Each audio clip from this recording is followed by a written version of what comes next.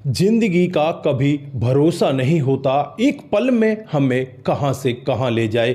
आज की घटना जो मैं आप लोगों को बताने जा रहा हूं, एक लड़का अपने भाई की शादी के लिए कार्ड बांटने के लिए जाता है। उसके पिता उससे कहते हैं कि बेटा, केदारनाथ जी के वहां तुझे फला गांव में कार्ड बांट कर आना है। और उनका जो घर है बिल्कुल अड्डे यानी बस स्टैंड के बराबर में ही है और वहाँ पर घर के सामने एक नीम का पेड़ है।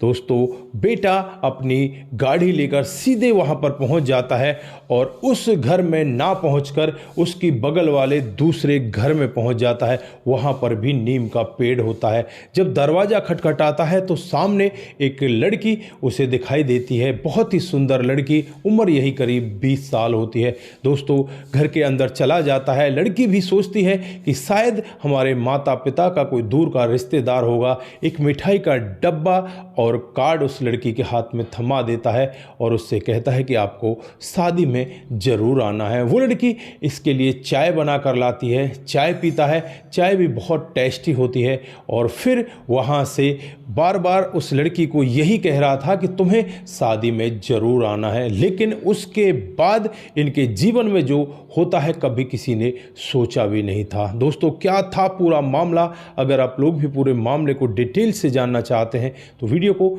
जरा सा भी स्किप ना करें, लास्ट तक वीडियो को जरूर देखिएगा। आगे बढ़ने से पहले हमारी वही रिक्वेस्ट कि जो हमारे चैनल के साथ नए हैं, कृपया करके चैनल को फॉलो कर लें, बेल आइकन को जरूर प्रेस करें। नमस्कार, जय हिंद। आप देख रहे हैं APH न्यूज़ राहुल रावत के साथ। दोस्तों, आज की जो हकीकत की घटना आप लोगों को बताने जा रहा हूं, उत्तर प्रदेश में एक ज़िला पड़ता है रायबरेली और यहीं का रहने वाला अमित, जिसके बड़े भाई सुरेंद्र की शादी होती है।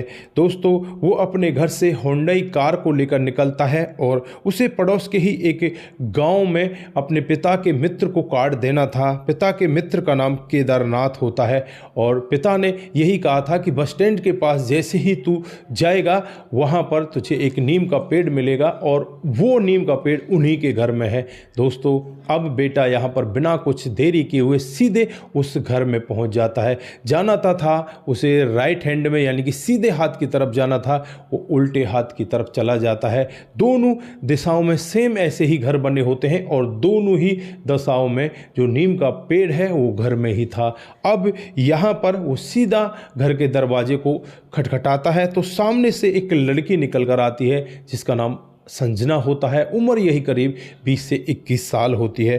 दोस्तों, अब यहाँ पर संजना को देखकर ये यही भूल जाता है कि मैं यहाँ पर इसके घर का पता पूछूं कि ये किसका घर है। वो सब कुछ भूलकर उनके घर के अंदर चला जाता है और कहने लगता है कि मुझे आपको कार्ड देना है। दोस्तों, वो भी कहती है कि ठीक है, आप कार्ड दे दीजिए, बस अब बैठ जाइए, मैं चाय पानी बना कर लाती हूँ।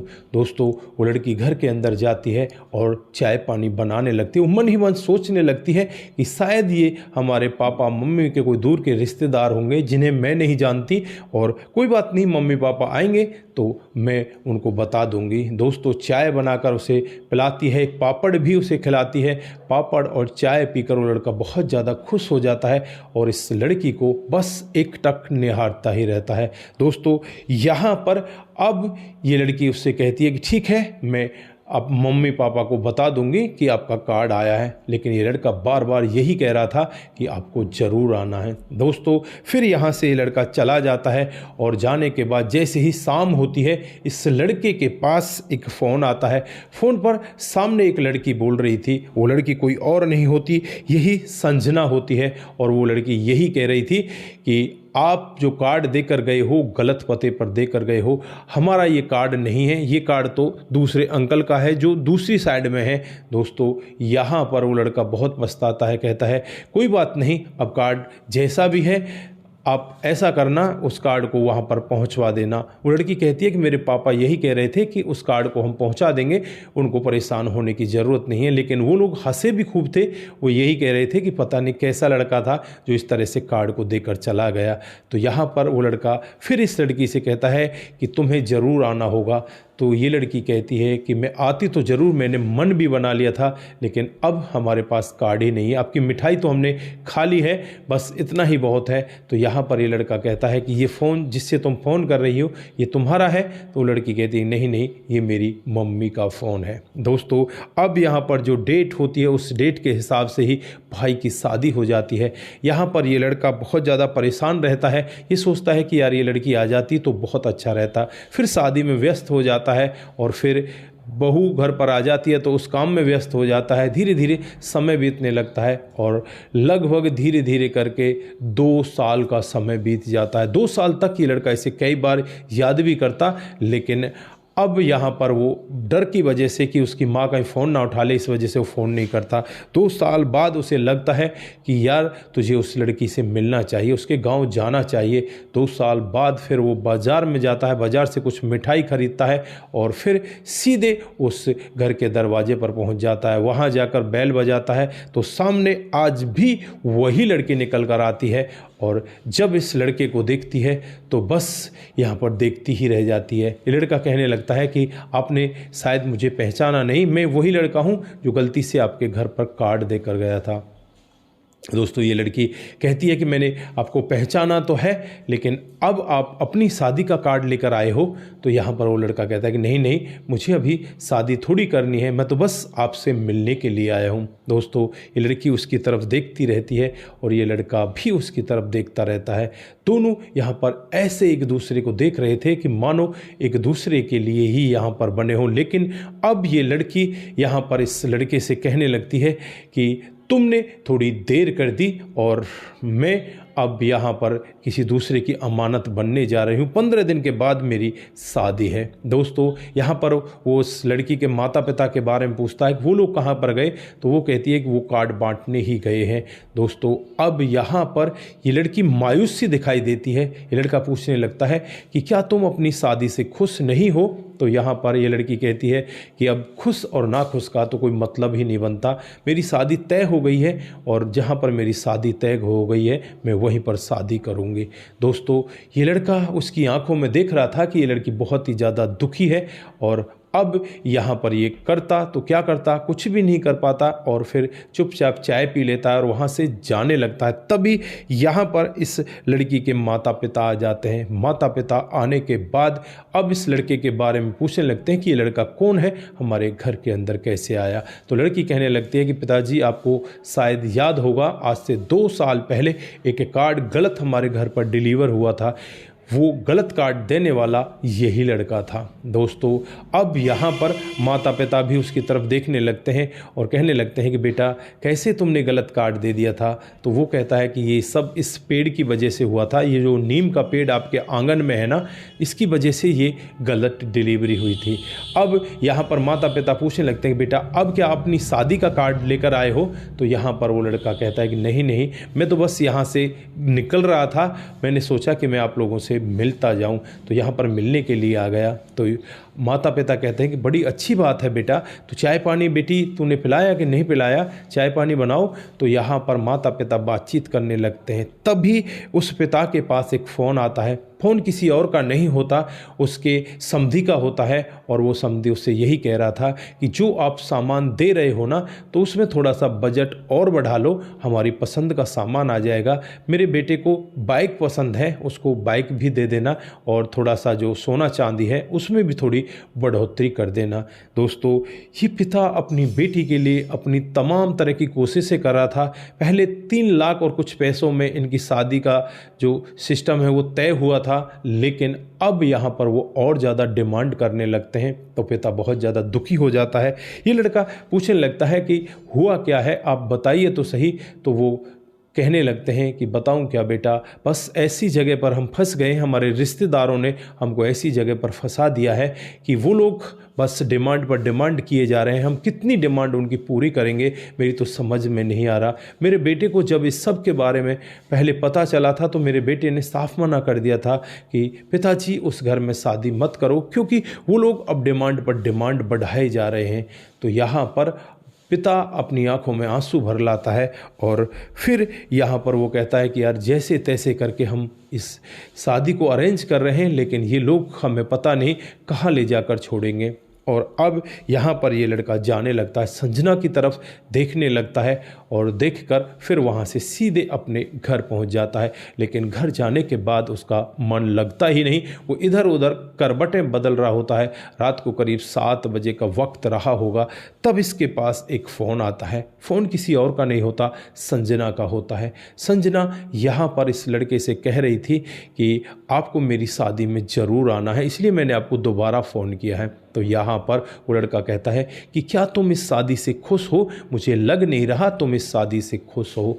तो यहाँ पर वो लड़की कहती है अगर मैं खुश भी ना हूँ तो इससे तुम्हें क्या ही फ़र्क पड़ेगा, तुमने तो बहुत देर कर दी, तुम अगर पहले आ जाते तो मैं तुमसे शादी कर लेती। दोस्तों यहाँ पर लड़का इतना अच्छा सिग्नल देखकर वो कहने लगता है तो आज क्या हर्ज है, अभी तो वो लोग तुमसे दान दहेज मांग रहे हैं तो तुम आज भी मुझसे शादी कर लो, वैसे भी मैं तुमसे प्यार करने लगा हूँ, आई लव यू। दोस्तों जब लड़की ऐसा वाक्य सुनती है तो बस वो रोती रहती है और कहती है कि अब मैं अपने माता पिता के खिलाफ़ तो नहीं जा सकती, बाकी यहाँ पर कुछ भी नहीं कर पाऊंगी। तो ये लड़का कहता है कि तुम उस शादी को तोड़ क्यों नहीं देते और मुझसे शादी तुम क्यों नहीं कर लेती, ना ही हमें दान दहेज की ज़रूरत है, हमने पहले अपने भैया की शादी में भी कोई दान दहेज नहीं लिया था। तो यहाँ पर वो लड़की कहती है कि सबका फैसला मैं नहीं कर सकती, मेरी माँ को तुमसे बातचीत करनी है, क्योंकि उन्हें पता है कि तुम्हारे पास धन दौलत ठीक ठाक है और 1 लाख रुपयों की उन्हें ज़रूरत है,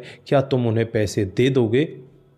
यहाँ पर ये लड़का कहता है अरे पैसे की कोई बात नहीं, पैसे तो मैं दे दूंगा, लेकिन यहाँ पर तुम कब तक उनको इसी तरह से पैसे देते रहोगे, इस तरह से दहेज की उनकी जो मांग है उसकी पूर्ति करते रहोगे, इस तरह से तो तुम बेकार हो जाओगे और तुम्हारा ये रिश्ता चल ही नहीं पाएगा। दोस्तों ये लड़की रोते रोते फ़ोन को काट देती है। ये लड़का निराश होकर रात भर इधर उधर करवटें बदलता रहता है। जैसे ही अगली सुबह होती है तो अगली सुबह इस लड़की की मम्मी इस लड़के को फ़ोन करती है और कहने लगती है कि बेटा कहने में बड़ी शर्म आ रही है, लेकिन क्या करूं, हमारी जो हालत है वो ऐसी हो गई है, अब हम कहीं के नहीं रहे, अगर हम इस रिश्ते को तोड़ते हैं तो हमारी बहुत बड़ी बदनामी हो जाएगी और अगर हम करते हैं तो उनकी डिमांड डे बाय डे बढ़ती जा रही हैं, क्या तुम मुझे 1 लाख रुपए दे सकते हो? इस लड़की के पापा ने मुझसे कहा था कि तुम ही बात कर लो, मुझे तो बहुत शर्म आ रही है। तो यहाँ पर वो लड़का कहने लगता है कि आपको ऐसी बात करने की ज़रूरत नहीं है, पैसा तो मैं आपको दे दूँगा, लेकिन आप कब तक उसकी डिमांड की पूर्ति करोगे? क्या आप ऐसा नहीं कर सकते? आपकी बेटी की शादी मेरे साथ करा दो। दोस्तों माँ यहाँ पर ऐसा वाक्य सुनकर एकदम झकझोर सी जाती है, एकदम वो कहने लगती है कि बेटा तुम क्यों मजाक कर रहे हो, तुम बहुत बड़े आदमी हो और हम गरीब लोग हैं, भला हमारा तुम्हारा मेल कैसे हो सकता है? तो यहाँ वो लड़का कहने लगता है मेल क्यों नहीं हो सकता, आज से पहले भी मेरे बड़े भैया की जो शादी हुई थी, हमारी भाभी दान दहेज में कुछ भी लेकर नहीं आई थी, बस उन्होंने बारातियों का जो आगमन है वो बहुत अच्छे से किया था और यहाँ पर अब वो हमारे घर की लक्ष्मी बन चुकी है, बहुत अच्छे से यहाँ पर हमारे घर को साज संभाल रही है। अब वही रिश्तेदार जो पहले कह रहे थे कि ये कुछ लेकर नहीं आई, वही हमसे ये पूछते हैं कि ये बहू तुम कहाँ से लेकर आए हो, ऐसी बहू हमें भी दिला दो, क्योंकि उस समय मेरे पापा ने यही कहा था कि हमें दान दहेज की ज़रूरत नहीं है, हमें संस्कारी बहू चाहिए। दोस्तों यहाँ पर माँ एकदम टूट सी ही जाती है, कहने लगती है कि तुम ये फैसला ले सकते हो, क्या तुम्हारे माता पिताजी इसमें अड़चन बनेंगे तो क्या होगा? बेटा पहले तुम उनसे बातचीत कर लो, कहीं हम ऐसा ना हो कि हम उससे शादी भी तोड़ लें और आपके माता पिता फिर हमसे शादी ना करें हमारी बेटी से, तो कहीं ऐसा ना हो हमारी बेइज्जती हो जाए। दोस्तों यहाँ पर वो लड़का कहने लगता है कि मैं अपने माँ और पिताजी से बातचीत कर लेता हूँ। उसके बाद ये फ़ोन कट जाता है, ये लड़का सीधे अपनी माँ के पास जाता है। अब तक ये लड़का शादी से मना कर रहा था और आज ये खुद कहता है कि माँ मैंने तुम्हारे लिए बहू देख ली है, बहू बड़ी संस्कारी है और आप चाहो तो उससे बात कर सकती हो। वो कहती है कि मैं तेरे पापा से बात कर लेती हूँ, शाम को जब पापा आते हैं तो पापा को ये पूरा पूरा वाक्य बताया जाता है। इधर जो इसका भाई होता है, भाई अपने छोटे भाई से पूछने लगता है कि कैसा मामला है, कैसे कैसे तेरा ये मामला फिट हुआ। तो ये पूरी कहानी जो कार्ड वाली ही, वो सारी की सारी कहानी अपने भाई को बताता है। भाई भी खुश होता है और फिर अगले दिन ये सीधे वहाँ से उस घर में जाने का इंतजाम करने लगते हैं कि वहाँ पर हमें जाना है। अपनी गाड़ियाँ सजवाने लगते हैं, मतलब सजवाना क्या है, उनको धुलवाते हैं और अच्छी तरह से साफ़ सफाई करके अपनी गाड़ियों से सीधे उस घर पर पहुँच जाते हैं। मात्र 12 दिन उस शादी में बचे थे और अब यहाँ पर ये इतनी 2-3 गाड़ियाँ वहाँ पर पहुँच जाती हैं, बड़ी बड़ी गाड़ियाँ होती हैं। माँ बाबूजी ऐसी गाड़ियों को देखकर एक बार हक्का बक्का रह जाते हैं। और जब ये लोग उस घर में पहुँचते हैं और वहाँ पर संजना को देखते हैं, देखते ही उसे पसंद कर लेते हैं कि यही हमारे घर की बहू बनेगी। दोस्तों, माता पिता बहुत ज़्यादा खुश होते हैं और उन लोगों से जिनके साथ में इनकी बेटी की शादी हो रही थी, उनसे वहीं पर रिश्ता तोड़ देते हैं। फ़ोन करके कहते हैं कि हम आपकी डिमांडों को नहीं पूरा कर सकते और अब हम आपके बेटे के साथ हमारी बेटी की शादी भी नहीं कर सकते। दोस्तों, दिसंबर 2025 में ये शादी होनी थी और उसके बाद यहाँ पर ये लोग आपस में बहुत सारी बातचीतें करते हैं। जो लड़के के घर वाले होते हैं अपनी बहू के लिए खुद अच्छे अच्छे कपड़े, जेवरात सब कुछ चुन कर लेकर आते हैं और यहाँ पर फिर फरवरी 2026 में बड़ी ही धूमधाम से इन दोनों की शादी हो जाती है। शादी करने के बाद आज ये बड़े खुश हैं और इनके जीवन में तमाम तरह की खुशियां आ रही हैं। दोस्तों, आप लोगों ने देखा किस तरह से एक गलत कार्ड की वजह से एक लड़का एक लड़की से प्यार कर बैठता है और फिर यहाँ पर उस लड़की की किस्मत में भी कुछ ऐसा ही होता है कि वो लड़की उस लड़के से वो भी प्यार करने लगती है, क्योंकि जिससे उसकी शादी होने वाली थी वो दहेज के लोभी होते हैं और दहेज के लोभियों के साथ में माता पिता भी उसकी शादी नहीं करना चाहते थे, क्योंकि वो कितना दहेज दे पाते। इसलिए यहाँ पर इस लड़के के साथ बड़े आराम से धूमधाम से शादी हो जाती है। तो दोस्तों, आप लोग यहाँ पर क्या कहना चाहते हैं? आपकी जो भी राय है एक बार कमेंट बॉक्स में ज़रूर दीजिएगा। आज के लिए बस इतना ही, फिर मिलते हैं किसी नए मोड़ के साथ। तब तक के लिए आप अपना ख्याल रखें, परिवार का ख्याल रखें, सतर्क रहें, सावधान रहें, रिश्तों की अहमियत को ज़रूर समझें।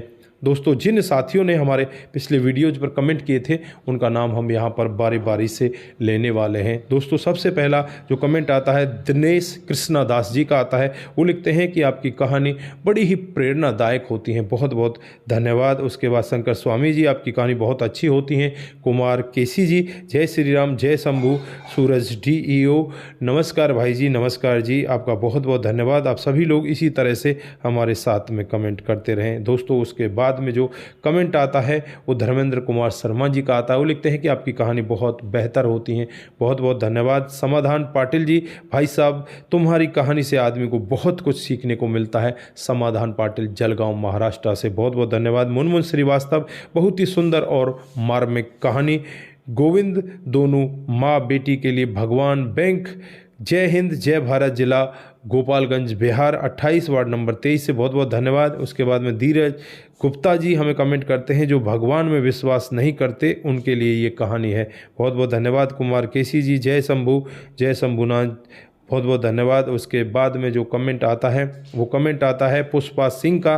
बहुत ही खुशकिस्मत होती है वो स्त्री जिसके नसीब में एक ऐसा हम सफ़र होता है। बहुत बहुत धन्यवाद आपका। शंकर स्वामी जी हमें कमेंट करते हैं और उसके बाद में रतनलाल शर्मा जी का भी कमेंट आता है। आप सभी का दिल की गहराइयों से बहुत बहुत धन्यवाद। आप सभी लोग इसी तरह से हमारे साथ बने रहें, इसी तरह से हमें प्यार देते रहें। दोस्तों, इसी तरह की कहानियों को सुनने के लिए आप हमारे चैनल को ज़रूर सब्सक्राइब करें।